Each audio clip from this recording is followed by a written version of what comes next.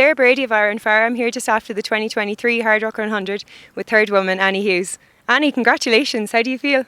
Oh, thank you so much. I feel tired, but good at the same time. Okay, brilliant. Such an amazing achievement. So I seen you out on the course and it looked like you had a difficult day. So you're just the absolute queen of powering through. So just kind of to talk about the early miles, like, did you start to feel like a little bit off from early on, or how was that? Yeah, I felt like I was like working harder than normal to keep up with like, the pace I wanted to run and, the women in front of me. So, yeah, it just felt like a harder effort than normal and then, things kind of started to go wrong. So like upset stomach and then breathing issues. So kind of all the ultra running things. Yeah, perfectly normal ultra running stuff. Yeah. Was it around Handy's Peak or somewhere like that where you had stomach trouble first? Yeah, so around Handy's I started to get really hot. And then also, just dehydrated and yeah, those kinds of things. But the stomach didn't really happen until Camp Bird Road was where it really hit right after your aid station. So.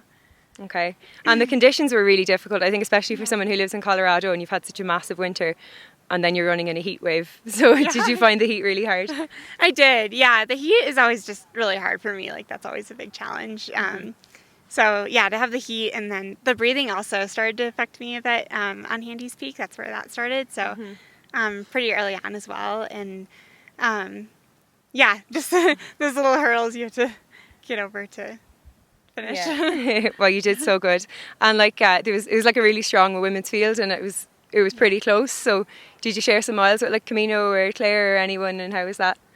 Oh, I didn't share many miles, but Claire was in front of me for the first 15 or so miles, and so I caught up to her and chatted for a minute or two, and then went past and. I thought I'd see her again on the downhill. She was really, like, I'd catch up to her on the uphill and then she would go down and drop me again. So I thought I'd see her again. But, it's just funny how that all works. So you spend a lot of time alone. Like, it's really spaced out in these long ones. Okay. And for you, was, like, the downhill your strength throughout the day? Were you climbing better than you were descending? I feel like it kind of went, up and down. Like, in the beginning, I felt stronger on the climbs and not as strong in the descents. And then towards the end, I felt a lot stronger on the descents, just because I could breathe a little easier. On the uphill, it's like the breathing that was holding me back, which is kind of frustrating because it's like I could power up this so much faster if I could just breathe. Yeah, that is really frustrating. And like, you're a local, so, and like we just said, it's been a big winter for you guys, so you're used to snow, but people were saying it was like the snow refroze and it was like really slippy out there. Yeah. Were you okay with that? Is that your comfort zone? I mean, I'm used to, running on the snow and, crossing snowfields, all that kind of stuff. But, there were a couple spots that were pretty sketchy, especially on the climb coming out of Telluride. There were a couple spots there where I was a little sketched out. But, got through it okay. And okay. You did great. And was there any point where it kind of started to turn a corner and, like, you started to feel more comfortable or feel like you were a little bit safer in podium position? Yeah, well, I guess it wasn't, because I never, really knew how far behind the next female was, but, in the last section, or going in the last climb, and then you go down to Putnam, and that's the last aid station to the finish, and going up on that last climb, we looked over and saw a couple of runners cross the ridge, and I was like, I didn't know who it was, and, so I was kind of stressed, like, oh, is that the female behind me, and so then I started like powering down the other side, and didn't even stop at the next aid station, but it ended up being a lot further than I thought, so I could have relaxed more, but I'm glad I pushed it, like lit a fire and got to see like what I was really capable of. So okay, and you might have like felt better than you thought you did at that point then. Yeah. And then did you stay very long in many of the aid stations, or were you kind of just trying to get in and out as quick as you could all day?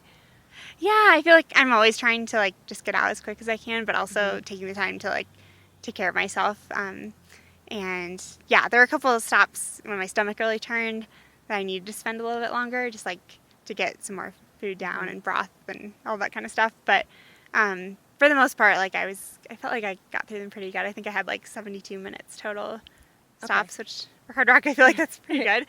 That's a pretty dialed system, all right? Yeah.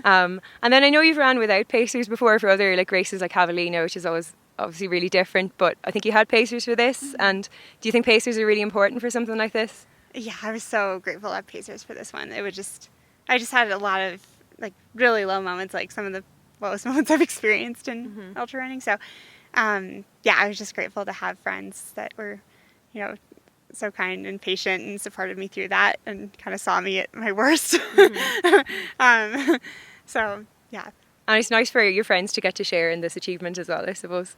And then how did you feel when you eventually made it to the finish line? Oh my gosh, it was so surreal. Like, I've just, dreamed of like kissing the rock and all that. It's just really special to be here and, just have the opportunity to run and then to finish. It's like, massive achievement. And then afterwards, I know you're not taking it easy for long. You've got a pretty big race in Switzerland. So you want to tell us about that a little? Yeah, so I'm doing the Swiss Peaks 360K. So it's 230 miles with 80,000 feet of climbing. Okay. So, yeah, Hardrock, it's kind of a double dip because it's good training for Swiss Peaks, but it's also, like this was my A race of the season. I really wanted to nail it. So, yeah. Okay. Big adventures ahead. So, and like you're so young for someone who's doing like such big ultras. So, what is it that you love about like these really long things? I love the challenge of it. And I don't know. I just feel like these longer distances just fuel me more. Like that's just what I enjoy doing. So, yeah. Okay, brilliant. Well, there's no better reason than if that's what you enjoy. So thanks so much and enjoy a little bit of recovery before you get going again. Oh, thank you so much. I will.